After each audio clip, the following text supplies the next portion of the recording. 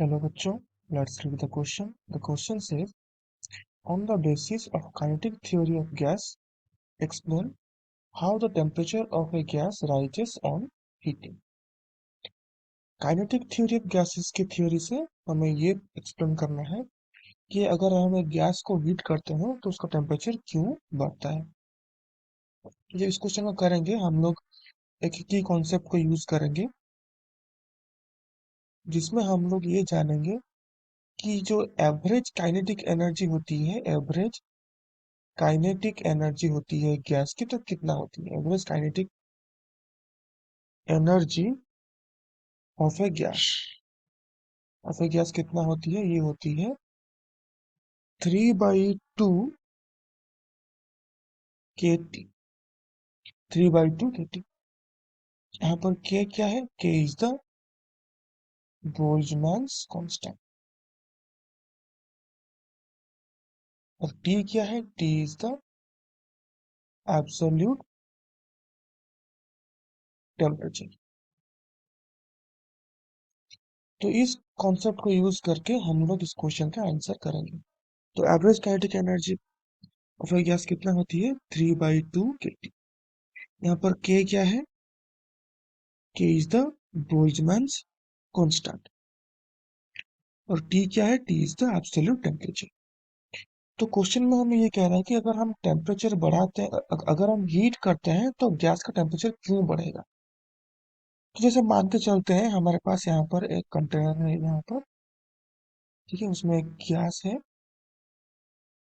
उसको हम यहाँ से हीट कर रहे हैं।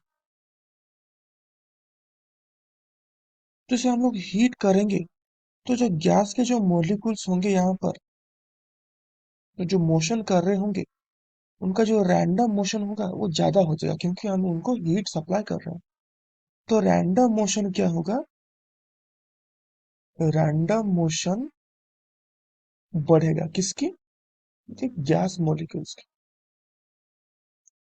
अगर रैंडम मोशन बढ़ता है तो ऑटोमेटिकली जो काइनेटिक एनर्जी है kinetic energy will also increase.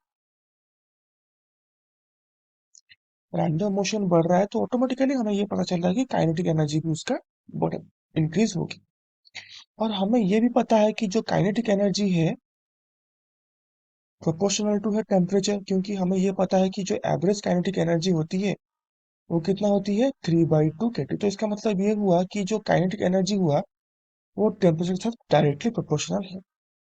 तो अगर हम बात करते हैं काइनेटिक एनर्जी की तो काइनेटिक एनर्जी हमारे यहाँ पर इंक्रीज हो रही है के इंक्रीज हो रही है। तो अगर काइनेटिक एनर्जी इंक्रीज हो रही है तो ऑटोमेटिकली हम लोग ये कह सकते हैं कि जो टेम्परेचर है वो भी इंक्रीज करेगी, क्योंकि हम लोग एक गैस को हीट कर रहे हैं। हीट के वजह से जो गैस का जो मोलिक्यूल्स है जो पार्टिकल्स है उनका रैंडम मोशन में भी इंक्रीज हो रही है। रैंडम मोशन अगर इंक्रीज हो रही है तो इसका मतलब ये हुआ कि काइनेटिक एनर्जी भी इंक्रीज होगी।